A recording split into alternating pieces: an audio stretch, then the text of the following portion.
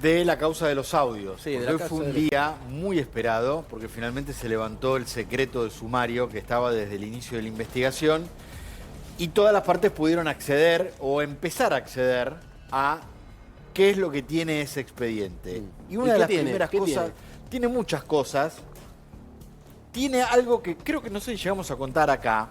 Había mucha expectativa para mucha gente de que hoy se levantara el secreto de sumario y iban a empezar a desfilar todos por tribunales. Karina Milei, Lule Menem, todos no.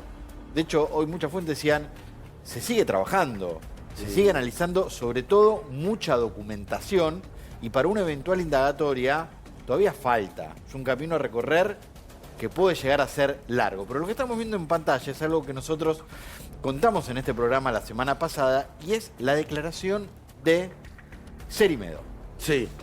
el consultor del gobierno de Javier Milei, que declaró en la causa Sí. y que dio cuenta de las cosas que le había contado Diego Spagnuolo en distintas charlas que habían tenido Sí. en el 2024, en donde Spagnuolo le contó que efectivamente lo que dicen los audios sobre las coimas había existido. Y lo que estamos viendo es una de las partes más importantes de la declaración, donde Cerimedo cuenta que Diego Spagnuolo se reunió con Javier Milei y que le contó todo. Esto ya no lo dicen los audios, lo dice Fernando Cerimedo. Que Bajo le contó juramento. Diego Spagnuolo, que tuvo 2 reuniones con Javier Milei. La primera en la Quinta de Olivos, donde iba con la decisión de contarle lo que había pasado y que no pudo. ¿Saben por qué? ¿Por qué no pudo? Porque Milei prefirió escuchar todo el tiempo ópera y no se habló de otro tema. Según la versión de Según la versión que Spagnuolo le contó a Cerimedo y que Cerimedo le cuenta a la justicia en su declaración.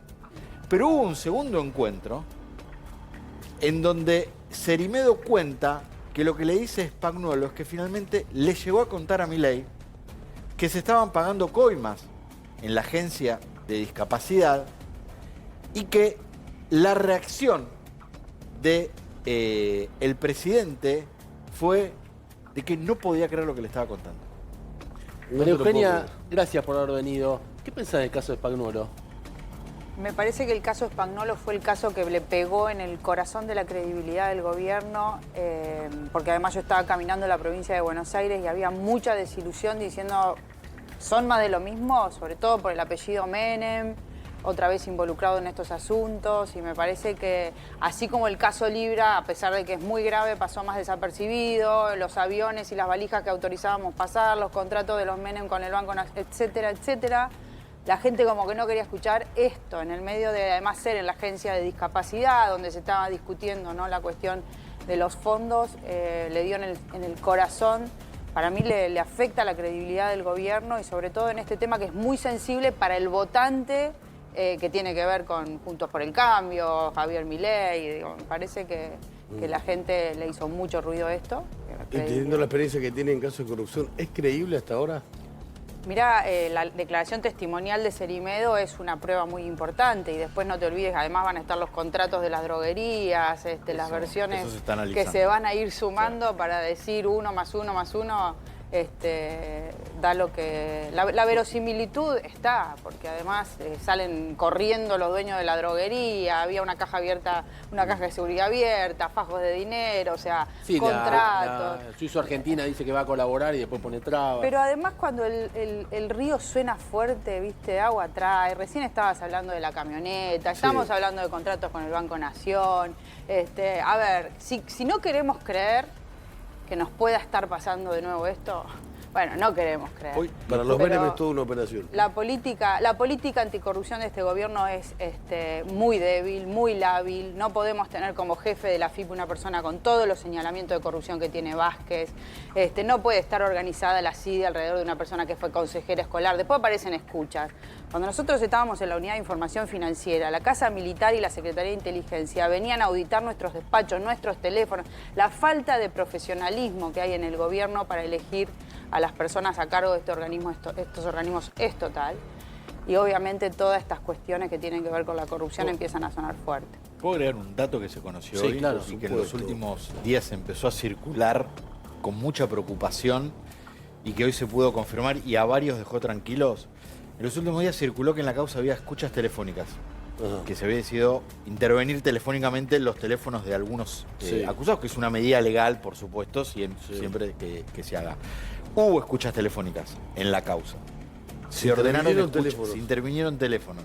¿Se sabe de quién? Sí, hoy me aclaraban que fue para dar con el paradero de Spagnuolo y de parte de los Kovaliker cuando los primeros días de los allanamientos no habían sido encontrados. Que como no habían sido encontrados en esos allanamientos, y sobre todo porque uno de los Kovaliker se llegó a escapar de Nordelta, generó algún grado de preocupación y hubo intervenciones telefónicas para ver si de esa manera se podía dar con ellos. ¿Se detectaron delitos? Lo que a mí me cuentan es que esas intervenciones telefónicas no permitieron arrojar información sobre los lugares en los que estaban. Después Spagnuolo fue encontrado en un country, los Kovaliker se fueron presentando y que esas intervenciones quedaron sin efecto.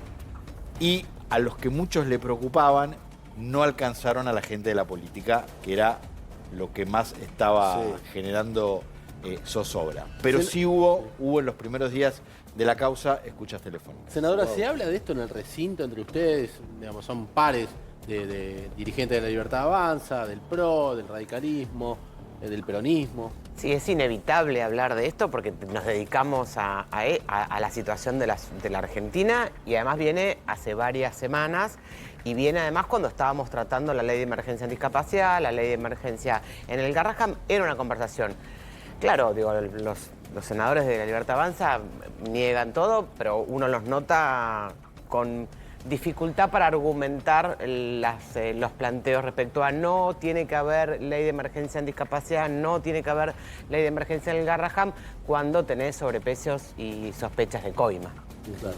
A ver, digo, ¿por qué si se habla en el Senado, en diputados? Porque en el Círculo Rojo, políticos, empresarios, economistas, todos hablan de la situación del gobierno. Y de hecho hasta el propio, creo que acaba de hablar Luis Caputo, haciendo referencia a que si al gobierno le va mal, lo que viene, según el gobierno, es el kirchnerismo, ¿no? Sí. Y que esto genera incomodidad, esto genera ruido en el mercado. Escuchémoslo, Nico, si te parece. Luis Caputo. Esto sorprendió el número del superávit comercial. Hoy anunciamos también de vuelta superávit fiscal. Es decir, la situación macroeconómica no se condice para nada con la reacción de los mercados. ¿Por qué se asusta la gente? La gente se asusta por razones obvias, porque ve lo que hay enfrente.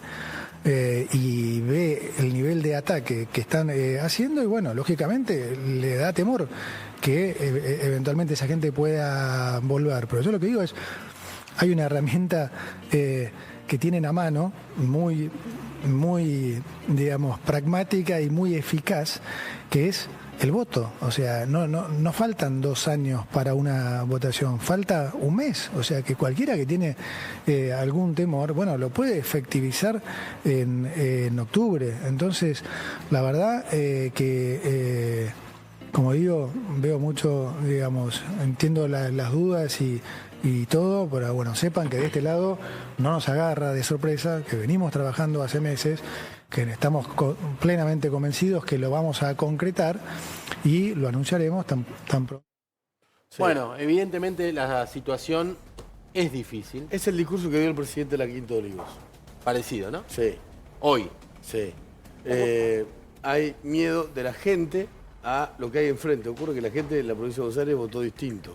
Sí, claro. Lo que pasa que, perdón, ¿qué tienen adentro ellos? Porque dentro de las malas praxis y los daños autoinfligidos, armaron listas donde la garantía que tiene la gente no es ninguna de que esos bloques van a estar para apoyar al gobierno cuando tengan que discutirse las cosas, porque tienen muchos peronistas, o sea, masistas. Acá en la provincia de Buenos Aires, Carrancio, Pareja, están en la lista armada por Lule Menem.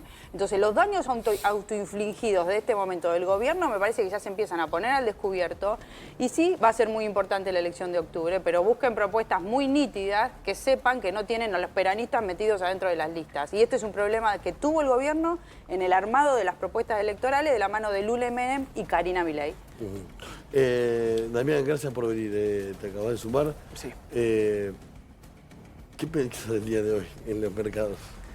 Muy complicado por el nivel de intervención. Yo creo que entras en un círculo complicado porque evidentemente cada vez que intervenís estás mostrando que vas a tener menos reservas. Tener menos reservas muestra que va a ser más va a tener más dificultad el gobierno para pagar, o el Tesoro para pagar los vencimientos de deuda a futuro, y parecería ser que todavía crea mucho margen para el fin de la elección. Fíjate que este riesgo país es un riesgo país muy alto. Me preocupa mucho más el riesgo país que el valor del dólar, porque el valor del dólar todavía decís, bueno, casi acompaña la inflación, puede llegar a este tipo de cambios más competitivos, ya superó base 100. Yo le traje un informe a Franco, ya con dólar de 1.375. Mirá, este es Argentina vuelve al top 3 de riesgo país a nivel mundial. No. Acá está. Después de Venezuela y Argentina, O sea, ¿qué está pasando? volvemos a tener riesgo país muy intolerable para una pyme que tiene... Mira, yo recién llegué más tarde para... Rusia y Ucrania están en guerra. Y estamos en el medio. Escuchá esto, yo llegué, le decía a Franco, llegué tarde porque bajaba de un avión y justo me decía, mira, un industrial argentino me dice, me estoy yendo a Hannover a una, digamos, feria de maquinaria industrial. Si ese tipo tiene que financiarse en el mercado, es una pyme, hoy tiene que pagar 19% de tasa en dólares. Eso es. Tremendo.